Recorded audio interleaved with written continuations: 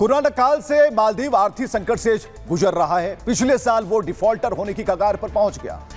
उसका विदेशी मुद्रा भंडार सिर्फ 44 करोड़ डॉलर का रह गया था, यानी कि मालदीव के पास सिर्फ 1.5 महीने के आयात के पैसे थे। तब भारत ने मालदीव की मदद की और डिफॉल्टर होने से बचाया। मालदीव में भारत की मदद से कई प्रोजेक्ट चल रहे हैं। भारत से अच्छे रिश्ते रखना आर्थिक तौर पर उसकी मजबूरी भी है। मालदीव की अर्थव्यवस्था में पर्यटन का जो योगदान है वो 28% है और उसके पर्यटन को बढ़ाने में सबसे बड़ा रोल भारत का है। पिछले साल मालदीव और मॉरिशस का भारत विरोधी रुख दिखा था। इसके बाद भारतीय सैलानियों ने बायकॉट मालदीव अभियान भी चला दिया। इससे मालदीव को करीब 15 करोड़ डॉलर का भारी नुकसान हुआ।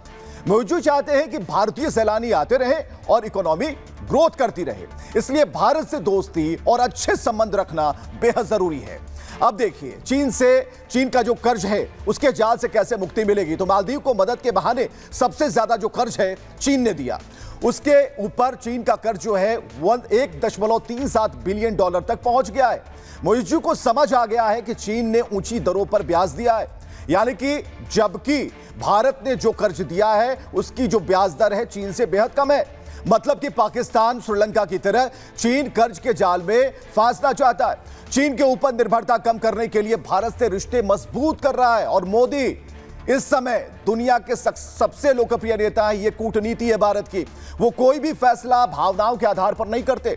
जब मॉरिशस सरकार ने इंडिया आउट अभियान चलाया तब भी मोदी और भारत ने कूटनीति के रास्ते बंद नहीं किए। 2024 में मोदी के शपथ ग्रहण में मॉरिशस को न्योता दिया गया।